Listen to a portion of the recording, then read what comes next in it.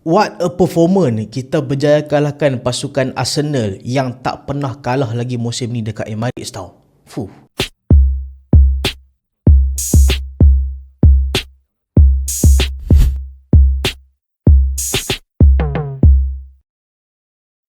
Assalamualaikum dan selamat datang ke Pala Bola United. So dalam video ni kita beroleh kemenangan yang kedua berturut-turut. Dan surprisingly, dua kemenangan berturut-turut tu kita dapat daripada opponent yang paling tough tau, iaitu lawan dengan Manchester City. Hari tu kita menang dekat Old Trafford. Dan kali ni kita berjaya kalahkan pasukan pendahulu Liga iaitu Arsenal dengan keputusan 3-2. Aku nak bagi tahu ke hampa betapa besarnya kemenangan ni ya. Yang pertama, Arsenal tak pernah kalah langsung tau musim ni dekat Emirates. Bukan dalam Liga tapi dalam semua competition. UCL, FA Cup, Carabao Cup, mereka tak pernah kalah lagi dekat Emirates. Tapi tiba-tiba lawan dengan Manchester United, mereka boleh terciduk 3-2. Last kita menang dengan mereka, kalau hampa tengok video preview yang lepas, kita menang pada tahun 2017. Lepas tu kita tak menang dah dalam Liga, dan kali ni kita berjaya menang dengan mereka 3-2. Dan ni adalah first time pasukan Arsenal bolos 3 gol dalam satu perlawanan sejak tahun 2023. Maksudnya hampir 3 tahun Arsenal habiskan perlawanan, paling busuk pun mereka akan bolos 2 gol saja. Tapi game ni adalah first time mereka bolos 3 gol dalam satu game sejak 3 tahun yang lepas. So what a performance daripada pasukan Manchester United. Sejujurnya aku terkejut dengan performance yang macam ni, dan aku harapkan kita akan kekal konsisten sampai hujung musim. So tak mau cakap banyak, kita mulakan dengan goalkeeper dulu, iaitu Sam Lammers. Sam Lammers dalam game ni aku bagi rating dekat dia 9/10. Walaupun dalam game ni dia bolos 2 gol, tapi hang kena tengok influence dia waktu Manchester United kena corner dengan pasukan Arsenal. Memang Arsenal ada skor 1 gol corner, tapi hang boleh tengok betapa banyaknya Arsenal dapat corner dalam game ni, dan setiap kali corner tu memang bahaya. Dan pemain-pemain Arsenal selalu cuba pressure Sam Lammers, tapi dia juga banyak kali berjaya untuk tumbuk bola tu keluar. Hak tu aku memang bagi kredit gila dekat Sam Lammers. Benda tu mungkin nampak kecil, tapi kalau lah contoh Sam Lammers tak agresif dalam game ni, mungkin kita akan bolos banyak gol melalui corner. So 9/10 untuk Sam Lammers. Kita masuk dekat defense pula, Lisandro Martinez. What a performance daripada dia sekali lagi. Walaupun dia skor gol sendiri, tapi tu tak menolak hakikat yang dalam game ni dia perform. Dalam game ni dia lock Gabriel Jesus sampai Jesus tu kena keluar, lepas tu masuk Gyökeres. Gyökeres boleh makan dia sekali lah, tapi banyak juga blocking yang Licha buat dalam game ni. Dan Licha adalah pemain yang won paling banyak duel dalam game ni tau. So aku bagi dekat Lisandro Martinez 8/10. Partner kepada Lisandro Martinez, Harry Maguire, The Wall. Harry Maguire adalah punca juga kita menang dalam game ni. Solid performance daripada dia. Gila Mak Maguire ni. Hang boleh brain tak daripada pemain yang dibenci kepada pemain yang jadi harapan untuk Manchester United dalam game ni.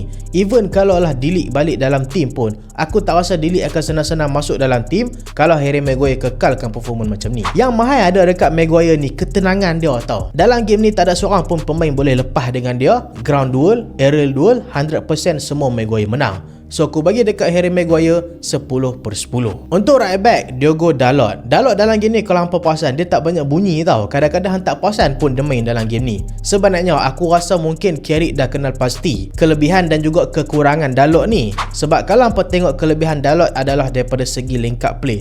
Dia pandai link up play dengan pemain-pemain lain. Tapi kekurangan dia adalah daripada segi execution. Execution ni maksud dia nak cross, dia nak shoot, benda tu dia kurang. So dalam game ni aku nampak Dalot ni selalu dia main paling tinggi pun sampai tengah saja. So dia lebih terlibat banyak daripada segi defensif, dan dia berjaya lock Leandro Trossard. So aku bagi dekat Dalot 7/10. Untuk belah kiri pula Luke Shaw. Dia lock Saka sampai member tu kena main kat belah kiri tapi tak adalah lock sangat. Saka pun dalam game ni nampaklah okey juga kan, cuma dia tak score gol dalam game ni. Tapi overall space yang berbahaya Shaw memang tutup dalam game ni. Dan Shaw pun tak buat silly mistake. Aku bagi dekat Shaw 7/10. Kita masuk dekat midfield pula, iaitu defensive midfielder Casemiro.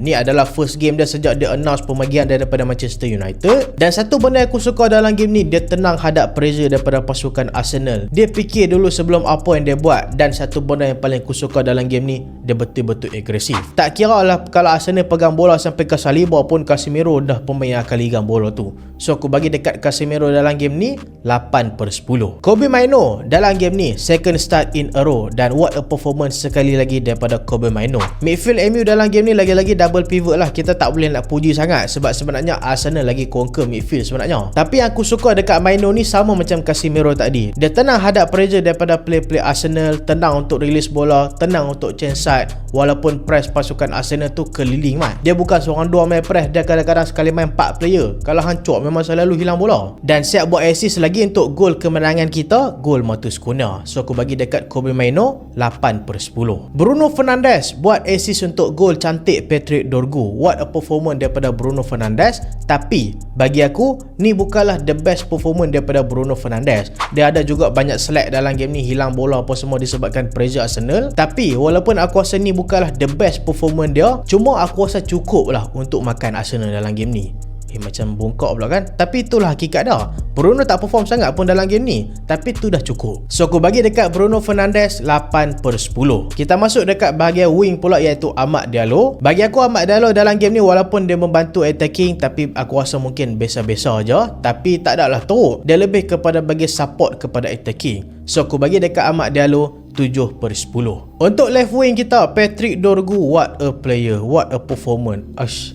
Hang boleh brain dah, Patrick Dorgu ni dibeli. Memanglah dia pernah main wing dulu dekat pasukan Leeds sebelum ni. Tapi bila main dekat Manchester United, kita semua kenal dia sebagai left back. Tapi tiba-tiba bila tukar main jadi winger, padu nak mampu man. Hai ingat tak dulu aku pernah cakap Patrick Dorgu ni tak ada attacking minded waktu dia main dekat left back. Rupanya bukan tak ada attacking minded, dia main dekat posisi yang silap saja. Kali ni dia main dekat left wing full. Carrick sampai kena bench kan Cunha tau, semata-mata nak mainkan Dorgu, dan benda tu memang berhasil. Dan what a goal daripada Patrick Dorgu. 1-2 dengan Bruno Fernandes, lepas tu buat volley cantik dalam game ni. Untuk waktu tu Manchester United leading 2-1. Selain gol tu, aku suka footwork dia dan juga penggunaan physicality dia tu. Dia pandai guna badan dia tau untuk hadap press dan juga tekanan daripada pasukan Arsenal. Dan aku harap lepas ni mainkan dia lagi dekat bahagian wing. Aku tak mau tengok pemain lain main dekat posisi Patrick Dorgu tu. So aku bagi dekat Patrick Dorgu 10/10. Kita masuk ke next player pula, iaitu Bryan Mbeumo. Mbeumo dalam game ni selalu dia akan battle dengan Saliba dan juga Magalhaes tau. Dan mengejutkan, selalunya aku tengok Saliba dengan Magalhaes ni tak shaky tau. Selalu kalau tengok depa hadap dengan Haaland ke, hadap dengan Salah ke, depa nampak solid gila. Tapi dalam game ni tiba-tiba Magalhaes dengan Saliba nampak shaky gila bila hadap dengan Mbeumo tau. Sebab Mbeumo selalu buat larian belakang depa yang buatkan kadang-kadang depa tak perasan. Dan dia berjaya skor juga 1 gol dalam game ni, walaupun tu adalah mistake daripada Zubimendi, tapi gol still gol. Dan tu memang satu finishing yang clinical. Kalau hampa kata tu gol nasib, okey hang cuba bayangkan. Okey tu Mbeumo skor kan. Hang cuba tukar Mbeumo dengan Garnacho. Hang rasa situasi tu Garnacho boleh skor ke? Tak boleh kan? So bersyukur sikit lah Mbeumo skor. So kita masuk dekat substitution pula. Matheus Cunha, what a cameo. Gila mat, dia ni 2 kali dah masuk jadi cameo. Game lepas lawan Manchester City tak start, masuk-masuk buat assist. Game ni tak start juga, masuk-masuk skor gol kemenangan pula tu. Dia masuk skor gol, lepas tu dia bantu Manchester United buat time wasting pula. Dan aku rasa ni adalah 10/10 performance daripada Matheus Cunha. Kita masuk ke next player pula, iaitu Benjamin Sesko. Aku rasa dia biasa-biasa je masuk dalam game ni. Aku rasa dia kena bekerja lagi keras lah, sebab kita tengok Mbeumo makin selesa pula main dekat striker tu. Dia dah lah baru masuk, lepas tu kena habuan bola kat muka pula. Lepas tu Clearance duduk dalam gol. Tapi itulah, aku kesian juga kat Sesko. Aku harapkan dia cepat-cepat improve, sebab aku nak sangat Sesko ni berjaya dekat Manchester United. Cuma bagi dia masa. So aku bagi rating dekat Benjamin Sesko 5/10. Untuk Noussair Mazraoui, dia masuk juga dalam game ni lepas balik daripada AFCON. Aku bagi dekat dia 6/10. Tak adalah gempak sangat, tak adalah teruk sangat, sebab dia pun masuk masa game berbaki beberapa minit saja lagi. So untuk manager kita Michael Carrick, what a performance sekali lagi daripada dia. Boleh beat Mikel Arteta 2 kali berturut-turut.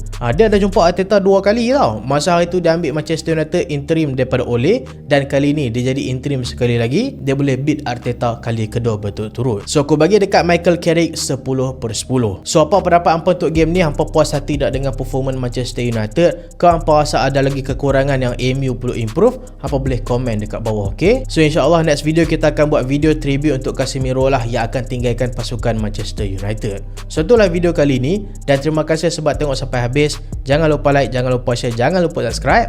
Aku Salehan, Assalamualaikum.